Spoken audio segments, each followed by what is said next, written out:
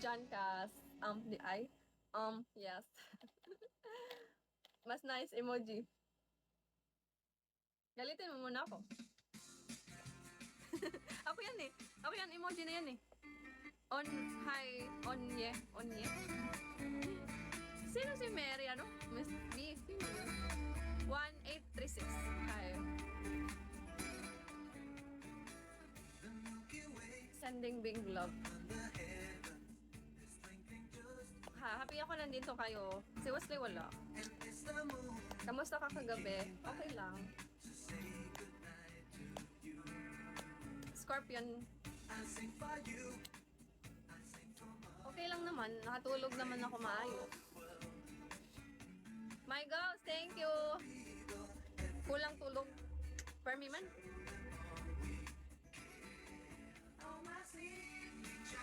To be honest, so, nung bago yung higaan ko, pagising-gising ako.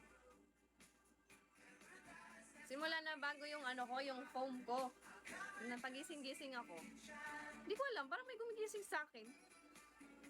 Pero to be honest, oo.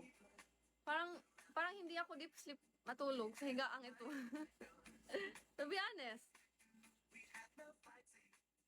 Parang nagigising ako. Siguro. Nanibago ako sa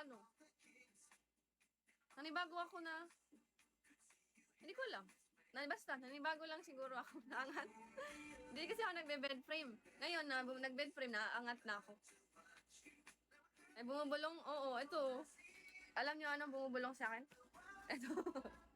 Nakatingin siya sa akin, nag-live ako. Kulang sa tulog din, kakabantay. Kulang din siya sa tulog, kakabantay sa akin. Wawa na mga Mustang. Siguro, madami siguro iisip. Ano? Marami nag-iisip? Siguro.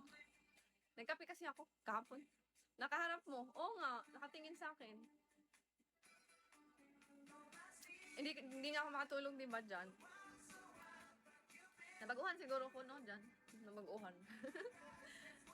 Nabaguhan siguro, banig, malagod ko sa una. Nabaguhan. Promise, hindi ako nakakatulog ng malalim. Nabaguhan kay Romblon banig mo sa una. Sana all teddy bear. Nabaguhan. Mas makatulog pa na magbanig. That's hello. Parang, I think pusa talaga ako ng past life.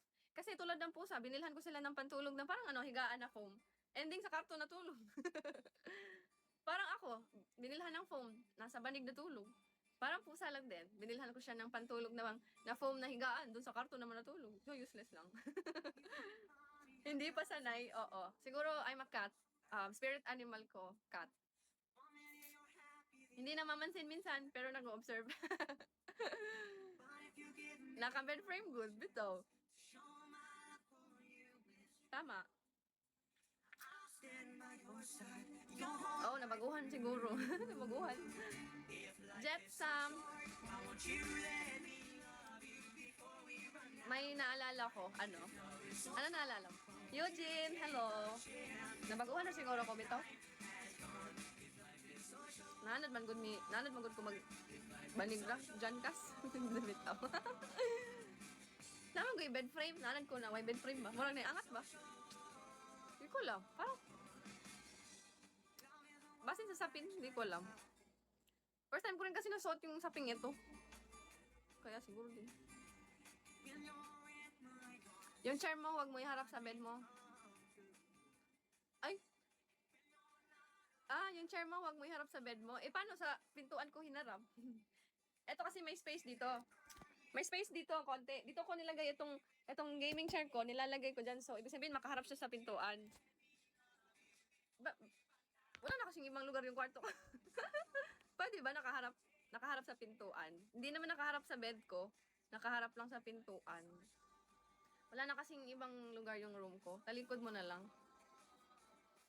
Sige, talikod ko na lang sa wall, ganon. Bila. Di po, hindi. Oh.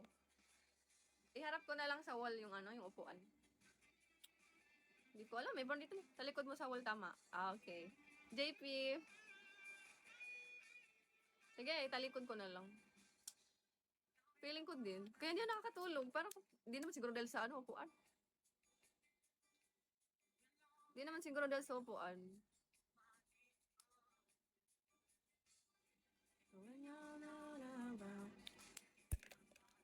Ganyan kasi kasabihan ng matatanda.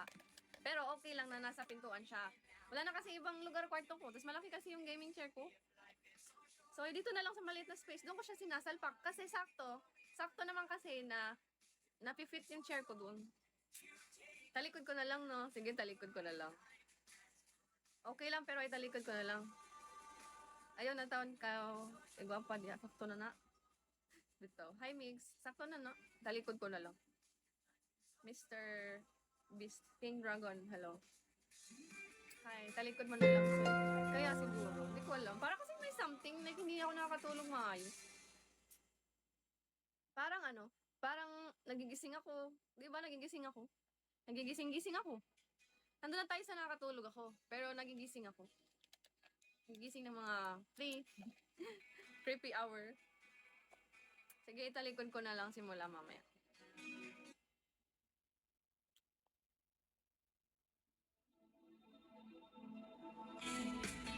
Sabi nila, di ba, bawal din nilagay